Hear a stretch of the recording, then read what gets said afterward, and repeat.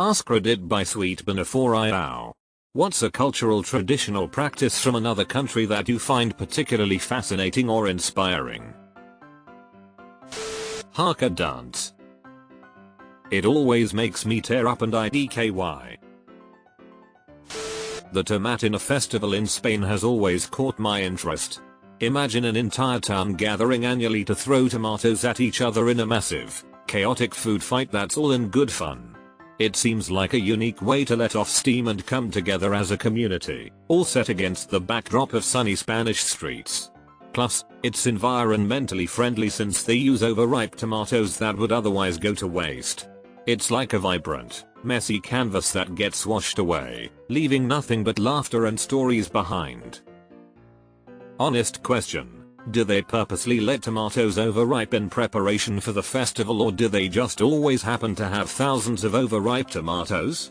Throws the environmentally friendly into question for me. I've always respected the free Sikh kitchens in India. My dream of hitting the lottery jackpot, my first philanthropic effort, is a huge check and a semi-truck full of rice and vegetables to my local Sikh temple for the langar at the local Gurdwara, which is the name of the free meal. The concept of this and the cleanliness and kindness of the temple is heartwarming. Also, I like the Saudi principle of sharing. If one person is eating, everyone is. I worked in Frankfurt am Main for years in a large multicultural office, and even if it was only a little afternoon candy snack, my colleagues brought enough to share with everyone. Japan's Hanami festival is captivating. People gather to enjoy the brief beauty of cherry blossoms, which symbolize life's transience and encourage mindfulness. Holi looks crazy to me. So many colors and smiles. Someday I'll actually look it up and learn more. That and Oktoberfest in Germany. A big tent where you drink beer all day and listen to music? Okay. I'm in. I've been able to attend 2 Holi events and they are a blast. Just figure throwing around powder that's like flour and also being hit by water balloons. Have to be comfortable with people pelting you with water powder as well as strangers coming up and dropping the powder in your face. Austria is the only country in the world that not only has a day dedicated to Saint Nicholas, the 6th of December, but also to the Krampus a day before. While Santa Claus provides the well-behaved children with presents, the Krampus punishes those who are ill-behaved. He's a demonic-looking creature equipped with a wooden mask and a whip.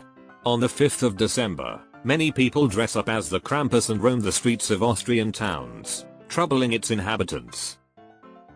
A truly hellish sight. Don't bring your kids. AWW, I loved the Krampus runs as a kid. Kite fighting. Literally? With kites? How does that even work? I'm not sure if this fits the question, but I always find the haka pretty inspiring.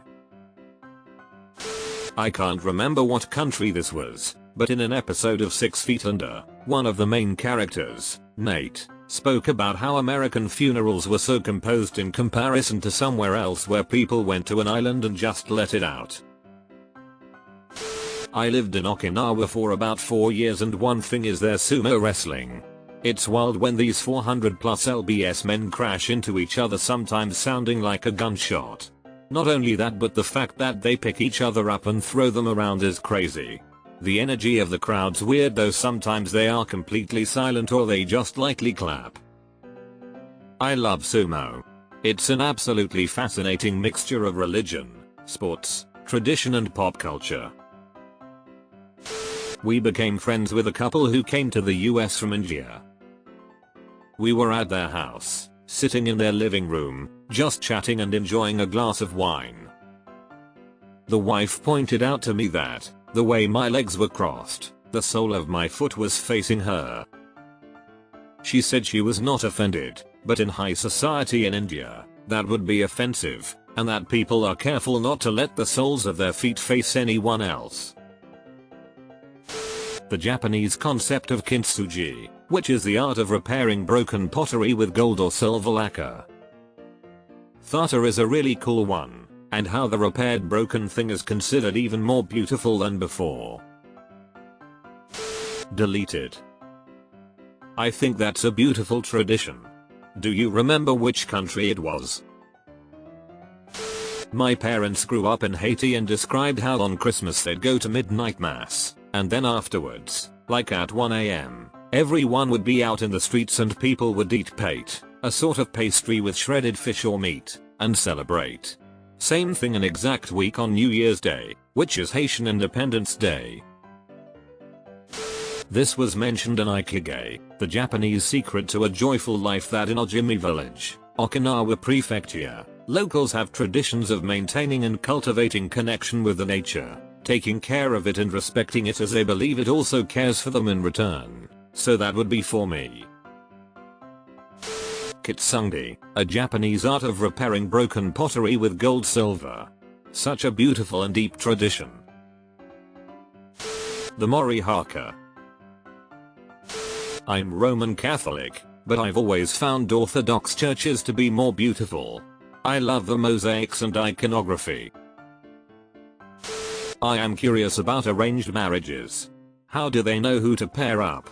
How are they so successful at picking pairings, because the divorce rate is so much lower than places that don't have arranged marriages? They are not successful, it just happens in societies where divorce is taboo. Japanese shrine visits. The sand art from the monks, where they make a bunch of sand art on the floor and it takes a long time to do it. And then they just take a broom and brush it away. I read that the practice of doing this is saying that even art does not last forever. Because nothing lasts forever. I like the Southeast Asian idea of meeting friends and doing your normal stuff, like going to the grocery store together when you need groceries. Nathan's hot dog eating contest. First I was disturbed, then curious, nowadays I watch it every year. Joey Chestnut is my idol. Russian dancing, the one with their arms crossed, that looks really difficult to do, need serious leg muscles. Any culture where multi-generational homes are encouraged. I know it has to be frustrating at times, but economically and just in terms of keeping family close, it sounds like a good idea. Given the housing market here in the States, my wife and I are already exploring how we would make it work for our kids.